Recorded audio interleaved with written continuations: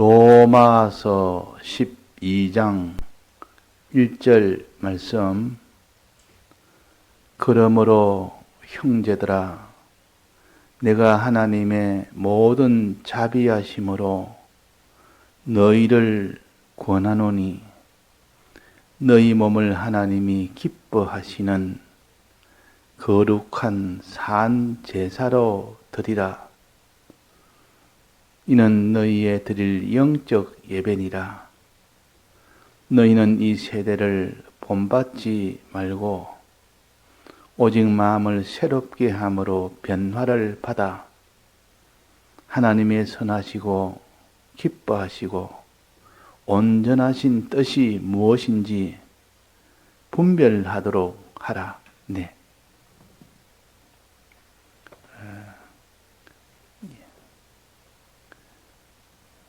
이는 너희의 드릴 영적 예배니라.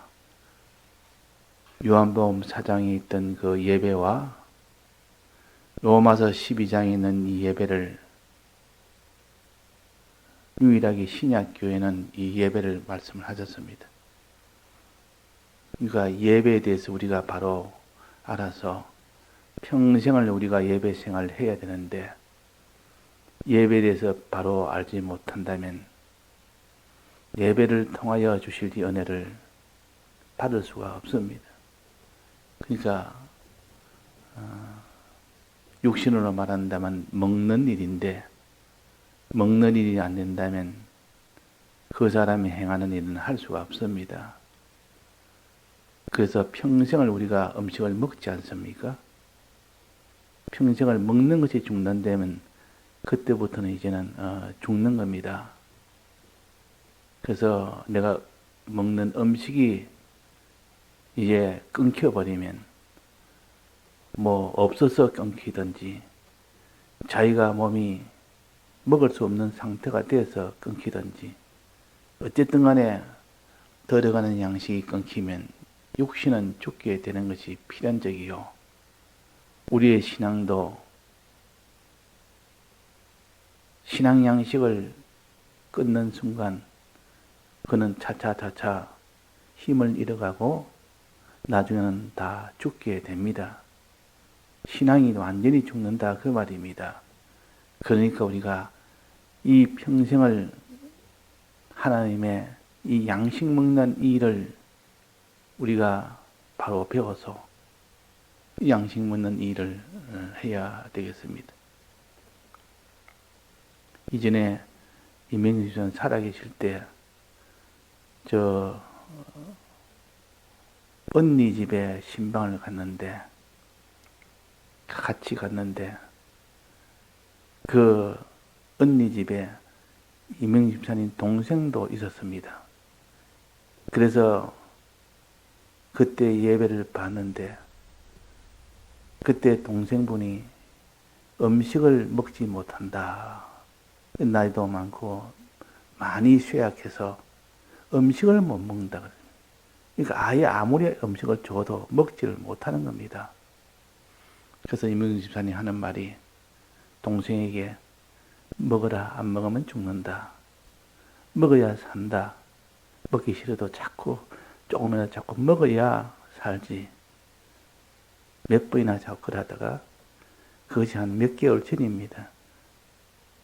그러다가 이명희 집사님 병원에 계실 때 돌아가셨다는 그 말을 듣고 이명희 집사님이 저한테 슬퍼하면서 동생이 세상을 떠났답니다 하면서 많이 슬퍼해서, 내가 곧 부활하면 다시 만나니까 슬퍼하지 말고, 집사님도 곧 가야 될 처지에 있으니까 이제 하나님 앞에 만날 준비하면서 마지막까지 기도하고 찬송하며 하나님 믿으며 준비하는 것이 좋겠다, 그렇게 말씀하셨는데, 그러니까 또 얼굴이 환해지고, 사람이라는 것은 이렇게 어려움을 당했을 때에 말 한마디에 생각이 달라집니다.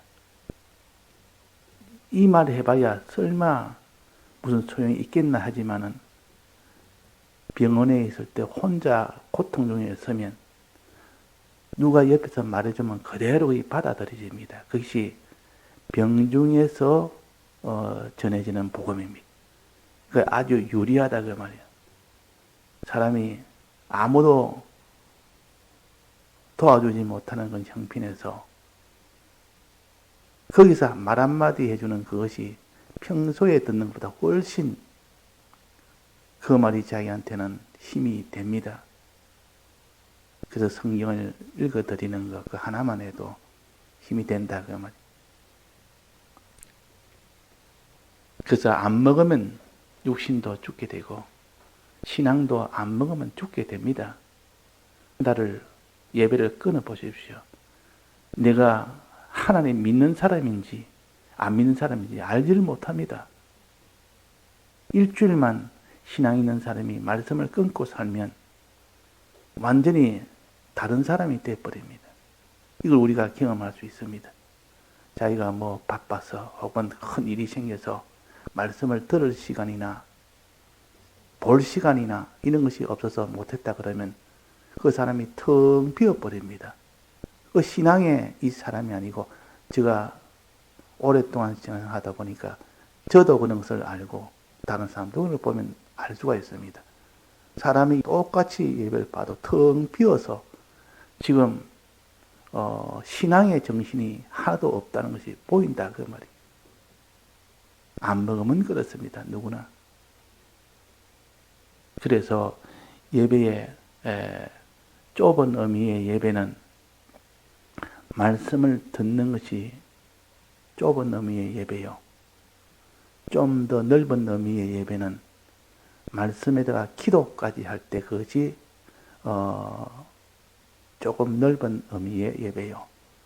가장 큰 의미의 예배는 말씀을 듣고 기도함으로 하나님 말씀이 자기 속에 깨달음이 오고 믿음이 오고 또 믿음이 되었으면 이제는 그대로 믿고 행하는 사람이 될 때 그것이 예배입니다.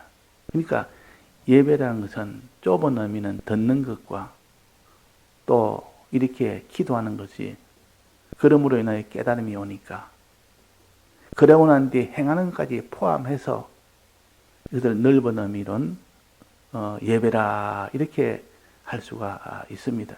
그것이 전부 다 연결되어 있기 때문에 그래서 실은 말씀을 듣는 일이 힘쓰라 기도하는 일이 힘쓰라 이 말은 말씀을 깨닫게 될 수 있도록 힘쓰라 말씀을 믿을 수 있도록 힘쓰라 행할 수 있도록 힘쓰라 내나 같은 말이 됩니다. 그것이 연결이 쭉 되어 있기 때문에 그러니까 말씀을 들었는데 기도했는데 깨달으면 필연적으로 오는 겁니다.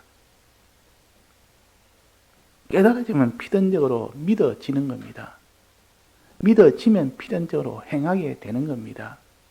또 믿어지면 필연적으로 충성을 하게 되는 겁니다. 다 하게 된다. 그래서 사람이 참 믿고 행하는 일, 충성한 일을 하게 되는 것이지 자기가 무슨 힘을 쓰니까 자기 힘으로 깨닫고 자기 힘으로 믿고 자기 힘으로 행하는 것 아니라는 것 우리가 이것을 알아야 되지. 내가 힘을 쓰고 활동을 하고 하는 이 일을 보면 육신이 일을 할 때 내 힘이 아니다. 내가 먹은 양식에서 나오는 힘이다. 내가 밥을 먹으니까 오늘 아침에 내가 일을 할 수가 있다 해서 내가 일하는 것이 아니고 밥 먹은 양식의 힘으로 일을 하는 겁니다. 양식을 일주일 동안 먹지 않고 일하려고 하면 일을 못하는 겁니다. 그럼 내 힘이 아니었구나. 양식의 힘이었구나. 그래서 양식을 먹어야 되겠구나 해서 그래서 매일매일 양식을 먹는 겁니다. 자, 그러니까 우리가 이 말씀을 듣는 여기서부터 시작해서 기도를 함으로 인하여 그때 오는 깨달음이 자기 양식이요. 그때 오는 깨달음 하나로 또 그때 오는 믿음 하나로 현실에서 행하는 이 생활이 되어집니다. 또 충성하는 생활이 되어집니다. 그 예배는 넓은 의미로 본다면 말씀을 들으며 기도할 때 오는 그 깨달음의 은혜, 또 깨달음으로 받는 믿음의 은혜, 믿음으로 행하는 은혜, 믿음으로 충성하는 이 은혜로 이어진다 하는 것을 항상 염두에 두고 성경을 읽으면 편벽되지 아니하고 전체적으로 다 볼 수 있는 그런 예배를 우리가 알 수가 있습니다. 오늘 여기 본문에도 보면 그러므로 형제들아 내가 하나님의 모든 자비하심으로 너희를 권하노니 내가 너희를 사랑함으로 너희에게 권한다. 꼭 권해줘야 될 말, 너무나 필요한 말, 이것을 내가 너희에게 권한다. 또 사람이 양식을 먹지 않아서 죽어가는 사람에게 내가 너에게 권한다. 내가 너를 사랑함으로 권한다. 양식을 먹어라. 어떠한지 밥을 먹어라. 먹지 않으면 죽는다. 먹지 않으면 곧 힘이 없어서 일을 못할 뿐만 아니라 유지를 할 수 없다. 네 생명이 끊어진다. 그러니까 너희를 사랑함으로 너희를 권하노니 너희 몸을 하나님이 기뻐하시는 거룩한 산 제사로 드리라. 이는 너희의 드릴 영적 예배니라. 산 제사로 드리라. 그러니까 우리가 하나님 앞에 예배 드릴 때 여러 가지 요소가 많이 있습니다. 우리가 배웠지 않습니까?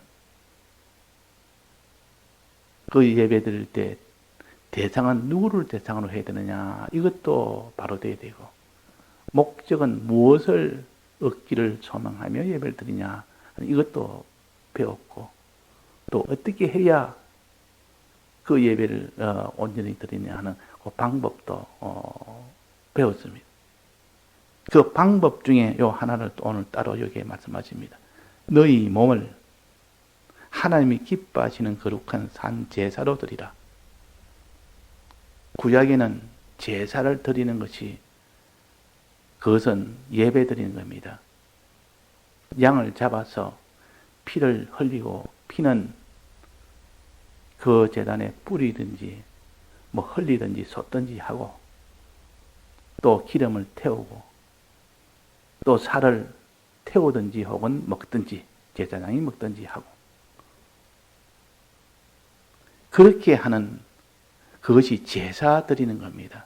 그러니까 구약에는 제사 드리는 것이 예배라.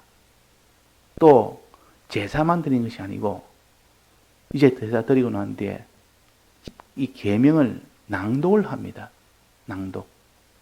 그것이 그 당시의 예배였습니다. 구약 시대의 예배였습니다. 그러니까 제사를 안 드리는 사람은 예배를 안 드리는 사람이었고, 제사의 의식을 행치 않는 사람은 예배를 드리지 않는 사람이고, 하나님의 이 율법의 말씀을 낭독하지 아니하고 그걸 듣지 않으면 그 사람은 예배를 드리지 않는 사람이었습니다. 그래서 제사는 하나의 의식을 행하는 것이었고, 그 당시에 또 이 율법은 낭독하고 듣는 일을 해야 됩니다. 이 두 가지를 하지 않으면 그 사람은 이스라엘에서 끊어져 버립니다. 끊어져 버린다. 그래서 그걸 하나의 절기로 세우고 안식일로 세워서 반드시 할 수 있도록 그렇게 한 것이 구약의 이 예배입니다. 그러니까 제사 지낸단 말은 짐승을 잡아서 제사 드리는 거 아닙니까? 지금으로 말한다면 주님의 이 대속의 은혜를 우리가 늘 말씀으로 듣는 겁니다. 지금은 그는 의식은 행치 않습니다. 의식을 행하여 드리는 제사는 안 합니다. 그보다 더 온전한 주님의 대속에 대한 말씀을 듣는 겁니다.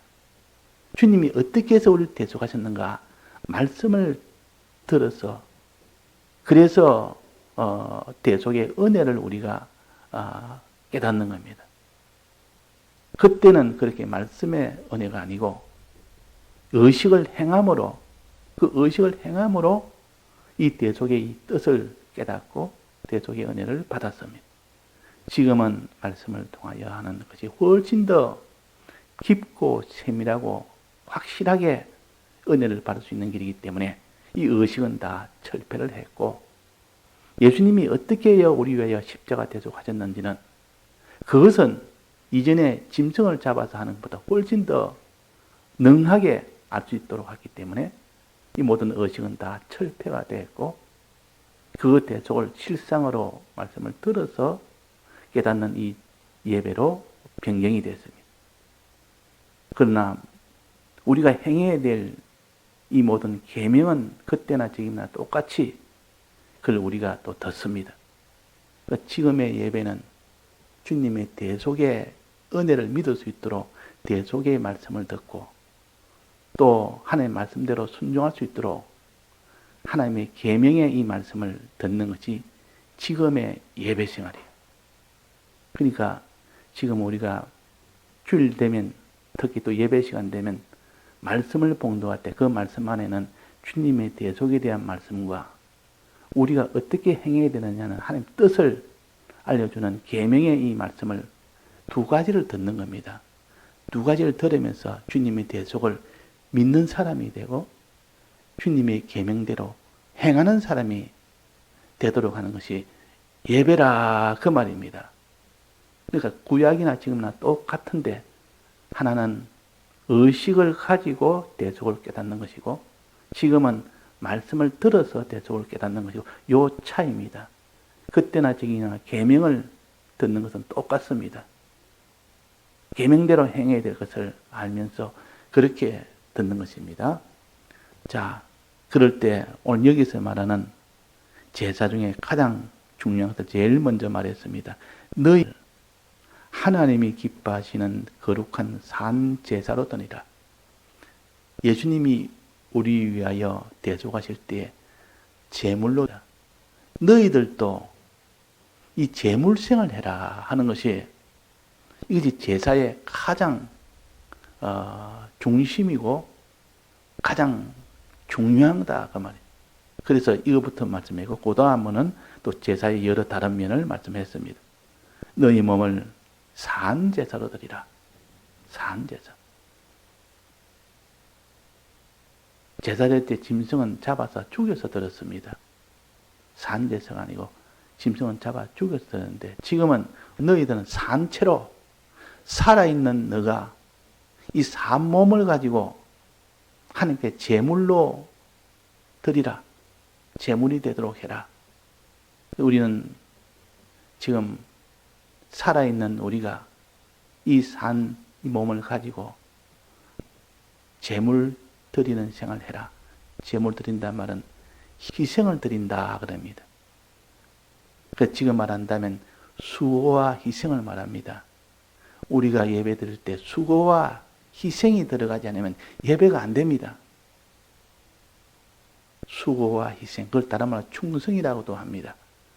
이거는 산제물이라 산제사를 드린다고 말해요. 제물로 되어져야 되지. 제물이 되어지지 않으면 그 사람은 제사를 드릴 수가 없습니다. 예배를 드릴 수가 없습니다. 예배의 제일 중심 되는 것이 산제물이 되는 것. 즉, 다 하는 것. 다른 말로 하면 수고와 희생을 하는 것. 그것이 들지 않으면 이 제사가 안 됩니다. 이 예배가 안 됩니다. 예배 드릴 때 내가 수고를 아끼서 수고를 하지 않는 그 예배는 예배가 안 됩니다. 내가 예배 드릴 때 희생을 하지 않으면 그는 예배가 안 됩니다.